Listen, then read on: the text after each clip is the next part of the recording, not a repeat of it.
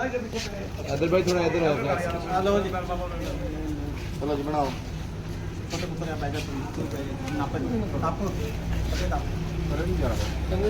तरह भी कर लो फोटो दो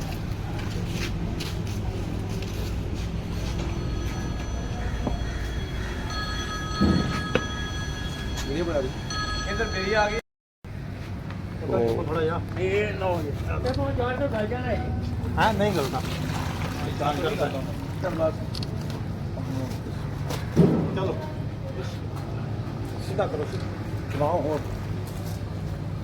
घुमा दो सारे भाई वीडियो बना रहे हैं कुछ वीडियो भी होनी चाहिए नपो अजय थोड़ा जा सफल रहा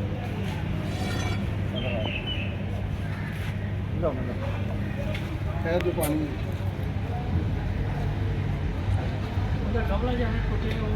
हाँ फैटा तो मारियो फैटा तो मोट ना मारियो हाँ इतना मारो थोड़े से बस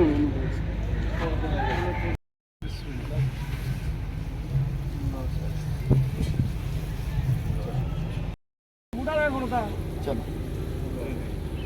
भाजी नहीं लपना मिट्टी ਨੂੰ चलें लगाएंगे बिस्मिल्लाह रहमान थोड़ा नाप दो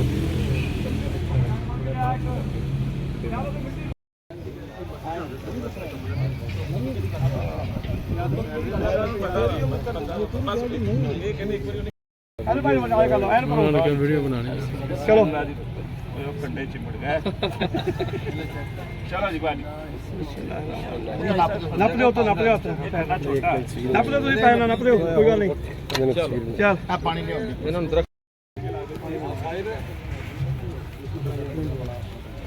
कौन मिट्टी ला पानी इधर ऐसा वीडियो बना हां बनाओ चलो जी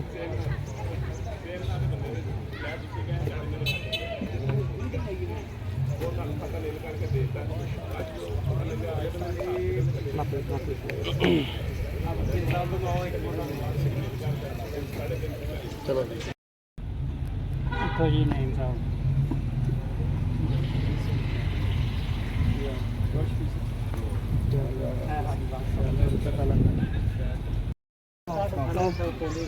हाँ जी इधर हाँ जी चलो ओ बाबा चुप लिया आप बहन जी आ पिलकन पिलकन भाई साहब किस ने आवाज मारो हाँ जी आ जाओ यार आ जाओ तुम अगे आ जाओ सदर लैब से तो थोड़े जने आ जाओ बाबा और बात लग गई यार बिस्मिल्लाह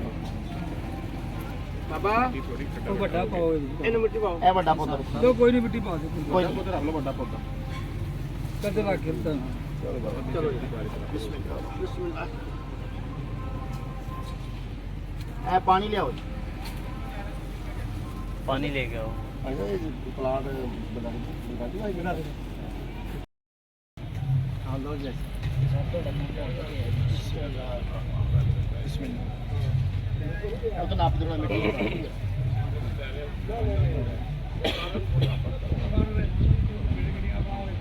ऐसे हाथी ने बड़े ना की हो गया मेरे हाथ शादी पानी पानी ले अकबर भाई शेख साहब